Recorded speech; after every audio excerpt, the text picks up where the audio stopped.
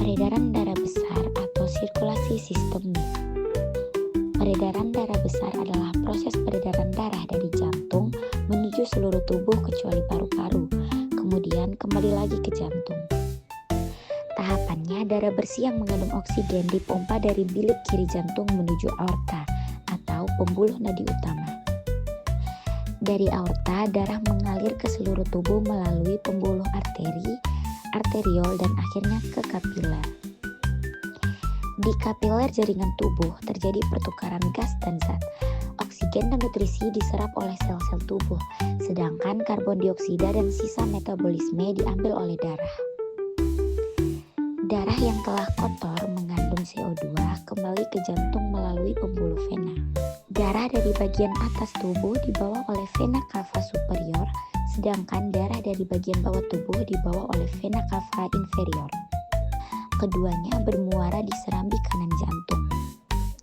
Jadi, alur peredaran darah besar adalah bilik kiri, aorta, seluruh tubuh, vena cava, serambi kanan. Peredaran darah kecil atau sirkulasi pulmonal. Peredaran darah kecil adalah proses peredaran darah dari jantung menuju paru-paru dan kembali lagi ke jantung.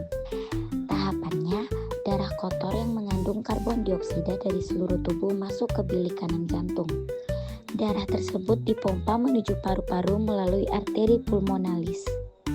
Di dalam paru-paru terjadi pertukaran gas, karbon dioksida dilepaskan ke udara pernapasan, dan oksigen diserap ke dalam darah. Setelah mengandung oksigen, darah bersih kembali ke jantung melalui vena pulmonalis. Darah masuk ke serambi kiri jantung dan siap diedarkan kembali ke seluruh tubuh melalui peredaran darah besar.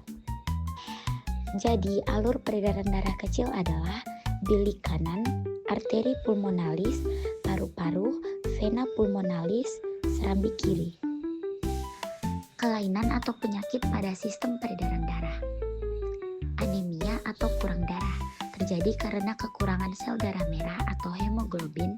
Penyebabnya bisa karena kurang zat besi, kekurangan vitamin B12, atau kehilangan darah akibat pendarahan. Leukemia dikenal sebagai kanker darah. Penyakit ini terjadi ketika sumsum tulang memproduksi terlalu banyak sel darah putih yang tidak normal sehingga mengganggu fungsi darah.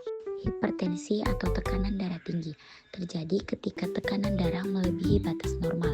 Penyebabnya antara lain stres, obesitas, konsumsi garam berlebih, dan faktor keturunan. Hipotensi atau tekanan darah rendah.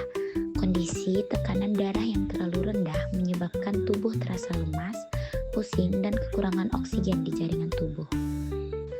Aterosklerosis, penyempitan atau pengerasan pembuluh darah arteri akibat penumpukan lemak atau kolesterol pada dindingnya.